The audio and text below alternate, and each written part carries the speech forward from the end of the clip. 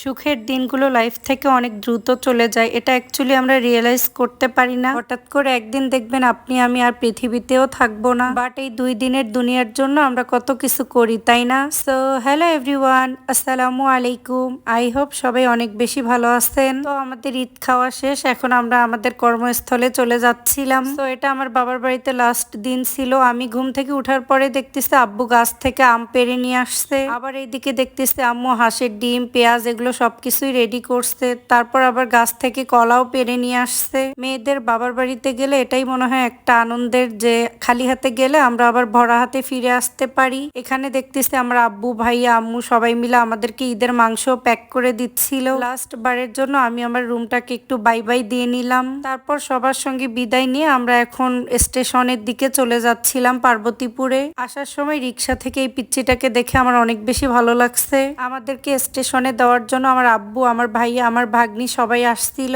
So ওদেরকে বিদায় দিয়ে এই যে আমি এখন ট্রেনে উঠে পড়লাম।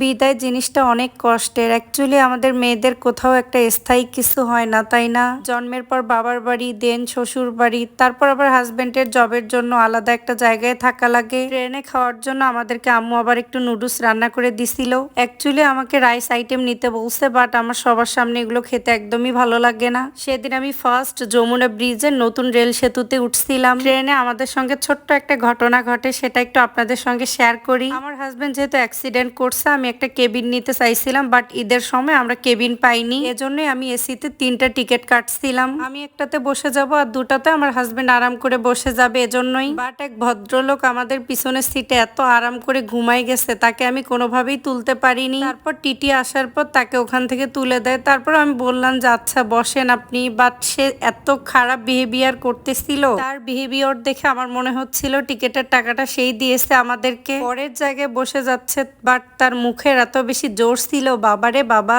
সো এই যে আমরা এখন স্টেশন থেকে আমাদের বাসায় চলে আসলাম। আসার পর আমাদের কেয়ারটেকার মামা আমাকে সবকিছু উপরে তুলে দিচ্ছিল। তারপর আমরা বাসায় এসে আম্মু কিছু রান্না করে খাবার দিয়েছিল, ওগুলো ওভেনে গরম করে খেয়ে নিলাম। খাওয়া দাওয়া শেষ করে আমার হাজবেন্ড বললো চলো যেগুলো দিছে ওগুলো আমরা বের করে সুন্দর করে ফ্রিজে রেখে দেই। ফার্স্টে একটা প্যাকেট খুলে দেখে আমার আম্মু হচ্ছে সজনা সেদ্ধ আমাদেরকে দিয়ে দিয়েছে। তারপর 2 বাটি গরুর মাংস রান্না আর হচ্ছে কাঁচা মাংস দিয়ে দিয়েছিল। এখানে হয়তো অনেকেই মাংস দেখে বলতে পারেন আপনি তো অনেকগুলো নিয়ে আসছেন, আপনার বাবা কি কোনো কিছু দান করেনি? অ্যাকচুয়ালি আমার বাবা একলা একটা গরু কোরবানি করে, সবকিছু দান করার পর আমার বাবা মা কিন্তু গরুর মাংস খায় না, আমাদেরকে বাকিটা দিয়ে দিয়েছে। একদমই যে খায় না ব্যাপারটা এমন না, আব্বুর শরীরে অনেক রকমের প্রবলেম, গরুর মাংস খাওয়ার ডক্টর নিষেধ করে দিছে। তারপর আমি এখানে 1 বাটি গরুর মাংসের মধ্যে হাফ হচ্ছে একটু গরম করে নিলাম রাতের বেলা খাওয়ার জন্য। ওই দিন আসার পর অনেক বেশি ক্লান্ত লাগছে, বাকি আম কলা ওগুলো আর বেরি করিনি। পরদিন সকালবেলা ঘুম থেকে উঠার পরে কলা, তারপর হচ্ছে পেঁয়াজ, তারপর দেখতেছি একটা ডাবও দিয়ে দিয়েছে, ওগুলো সবকিছু বের করে নিলাম।